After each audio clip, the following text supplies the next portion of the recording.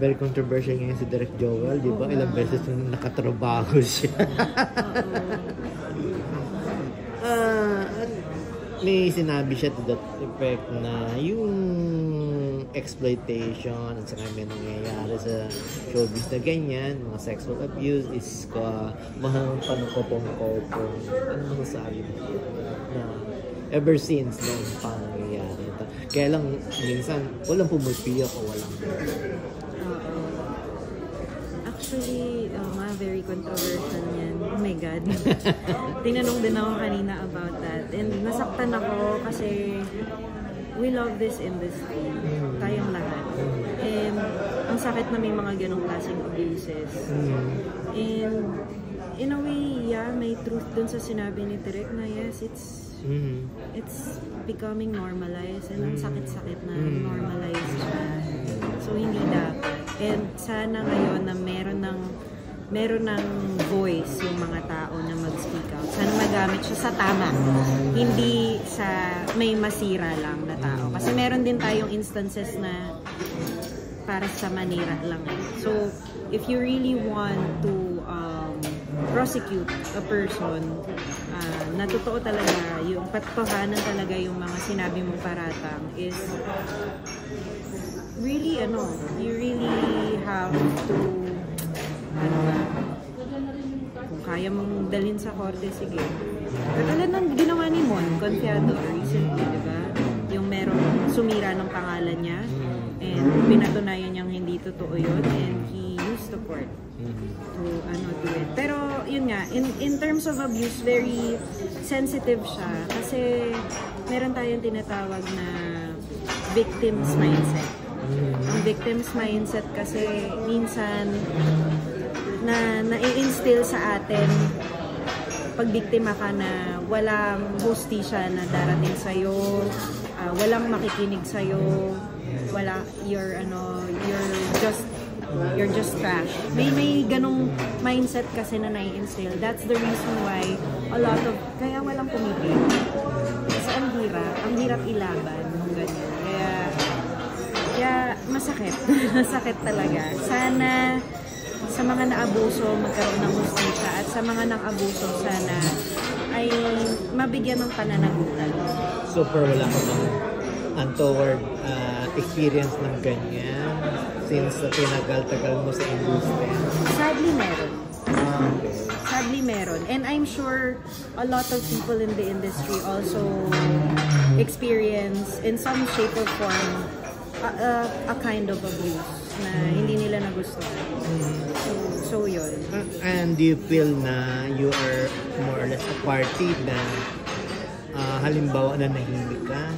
Hindi ako nanahimik. Nagsalita ako.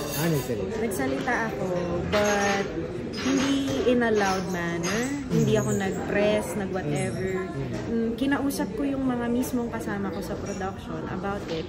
And sinabi ko sa manager coach, Tito Ferdy, na I won't ever work with this person again. So I list particular people na I don't feel safe around. Kasi syempre sa industriya natin, paano tayo magiging creative kung if we don't feel safe? So, netong role mo sa mga nagawa mo ng indie film? Ito, kung nakita niyo yung picture nung role ko, meron akong hotdog sa best. May pasasa girl ako. So I think yun yung malaking difference. And also, this is really different kasi medyo ako yung funny sa pelikula. And usually ginagawa ko is dramatic or laging biktima, victim kumbaga. Or basta it's really different. This time, I'm the one, ayoko nang spoil. So after na nung sasagutin ko. Unpick ka ba dito o nag-audition? Nag-audition. Nag-audition. Madami po kami nag-audition. Wow. Yes. Hindi kasi, lagi ko sinasabi, idol ko talaga si J.E. Nung nakita ko yung Metamorphosis. Oo. Tapos nung nakita ko na nagpapa-audition siya, sabi ko, ay, hindi, mag-audition ako. Gusto ko makatrabaho itong director na ako. So yun. Speaking of Direk J.E., paano yung na-discover mo sa kanya ngayon na nakakatrabaho mo na siya? Na siya, hindi siya super serious director. Sobrang fun niya na director. At mas bata pa siya yata sa akin eh.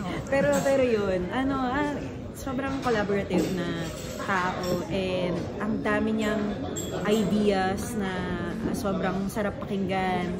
So, ayun, I love working with creative minds and creative people. BFF ba naman yun ni Cherry Hill? Oo. Ay, sumalamit na nga. So, yun. So, dito, paano yung tawag dito? Hindi ka ba nahirapan? Kasi typically ikaw yung, siyempre, nasa pag-arte dito sa mga ka-eksena yung mga baguhan. Paano mo sila ginay? Hindi ako yung mag-guide. Siyempre, madami din ako natututunan sa kanila. Kasi, parang meron kaming kasabihan na you're only as good as your co-actor. Kasi, you have to be present with them and you have to, parang give and take siya. Hindi naman pwedeng ako at ako lang nagbibigay. Sila din, at tatanggapin ko yung binigay nila and we turn it into a realistic connection. Kasi sila galing sa teatro, siyempre ano kayo. Galing din akong teatro. teatro. Teatro, pero ikaw nakatabi, successful ka na alam na sa mainstream paano sa yung pag-arte. So, siyempre sila, pero nagangapa pa, actually, good thing din na kumuha si Direk J.E. ng acting coach on set. Kasi, kumbaga, na-align kami with what the director wants. Kasi, may instances din kasi na parang hindi namin mag-get agad yung bet ni Direk. So, nandun yung acting coach to guide us, rehearse us. So, nagre-rehearse din kami before we take the scene. Pero paano na nila yun? Siyempre, may mga dialogue o may kasama sa script na Chinese. Yes po. Paano yung naitatawid yun? Sa director mo? Nandun po si Miss Melanie, yung dialect coach on set. And dun sa script, meron na rin siyang nakalagay na Tagalog version. Para naiintindihan din ni Direk. You've been in the industry for how many years na din, no? So, how do you assess your career?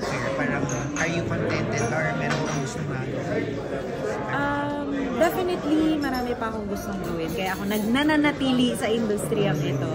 So, ayun, patuloy pa rin akong nagtitrain at nag-aaral para mas paghusayan pa yung craft.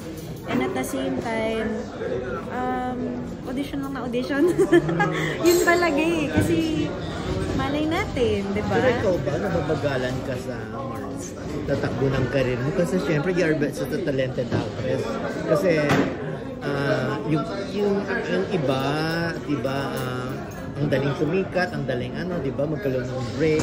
Pero ikaw talagang dumadaan sa butas mo. Hindi naman ako naiinip kasi may kanya-kanya tayong panahon. Naniniwala ako dyan. Hello, Tita Dolly, di ba? Yes. So may timing ang lahat. Kasi pag minadali mo ang sarili mo at hindi ka handa dun sa bibigay sa'yo, ay baka ma-overwhelm ka. Sa katulad ng career ngayon ni Mercedes. Yes. Wow. Diba? Totoo yun. Tsaka may kanya-kanya tayong tahap ng karera. So, ano pa yung mga projects mo? Ngayon po, meron po akong ginagawa kay Direk Cesar Soriano. In Thy Name. Kasama po sila Macoy De Leon, sila so, yun. Pero yun po. Promote na lang the film. Ayun po. Hi, ako po si Elora Espanyo and I play the role of Teresa in Her Locket. Ay, wala na yung poster. But in Her Locket, sana po abangan nyo yan sa Sinag, Maynila. And our opening is on September 4, 8 p.m. sa Gateway Cinema. See you there. Thank you. Thank you, Laura.